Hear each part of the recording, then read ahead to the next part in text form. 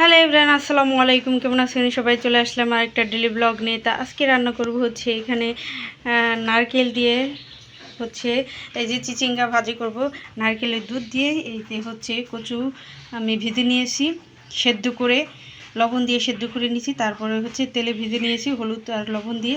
আর এখানে পুঁই শাক দিয়ে তেলাপিয়া মাছের ঝোল করব। তো চলেন আজকে হচ্ছে এটা দিয়ে কিভাবে রান্না করব। এখানে হচ্ছে আমি পেঁয়াজ আর কাঁচামরিচ সঙ্গে একসঙ্গে দিয়ে দিয়েছি। তো চলেন রান্না করি।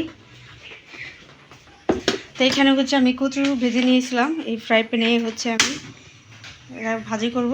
তো চুলাটা আমি জ্বালিয়ে নিলাম, এই তেলেই আমি ভেজে নেব হচ্ছে এই যে এটা। তো কড়াইটা গরম হয়ে গেছে, এখন আমি এটা ভেজে দেব। আমি হচ্ছে রসুনটা কুচি দিতে আমার ভুলে গিয়েছিলাম, তো রসুনটা কুচি আমি দিয়ে দিচ্ছি। আর এখানে হলুদ আর লবণ, স্বাদ মতো লবণ দিয়ে একটু ভাজা ভাজা করে নেব। আমি যেহেতু একসঙ্গে দিতেছি, অনেকে সেদ্ধ করে তারপরে দেয়, আমি সেদ্ধ করে নিলাম না, একবারে তেলে আমি ভেজে নিতেছি।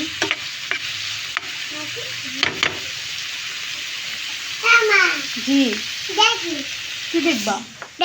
কি দেখবা? আমি নুডলস খাচ্ছি। তুমি লুডুস খাচ্ছ? তাই দেখবো? লুডুস সারপ্রাইজ! তাই তো, অনেক সারপ্রাইজ। খাও লুডুস।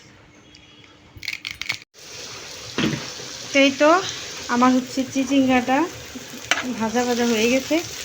এখন হচ্ছে আমি দিয়ে দেবো এই নারকেলটা।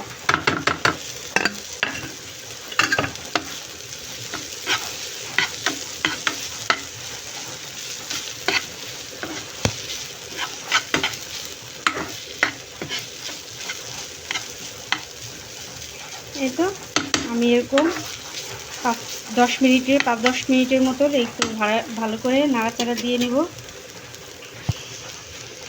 তো আমার চিচিঙ্গা ভাজা হয়ে গেছে, দেখেন ভাজা ভাজা হয়ে গেছে, একদম পারফেক্ট হয়ে গেছে। আর এই চুলায় হয়েছে আমি তেলাপিয়া মাছ দিয়েছি, দু চুলায় শুরু করে দিয়েছি রান্না করার জন্য। এখন আমি এটা নামিয়ে ফেলবো।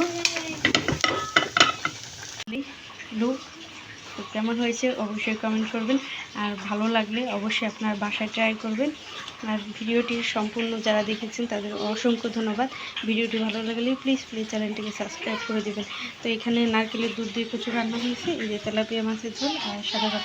তো এটি ছিল আজকে আমার আয়োজন। তো আল্লাহ হাফেজ।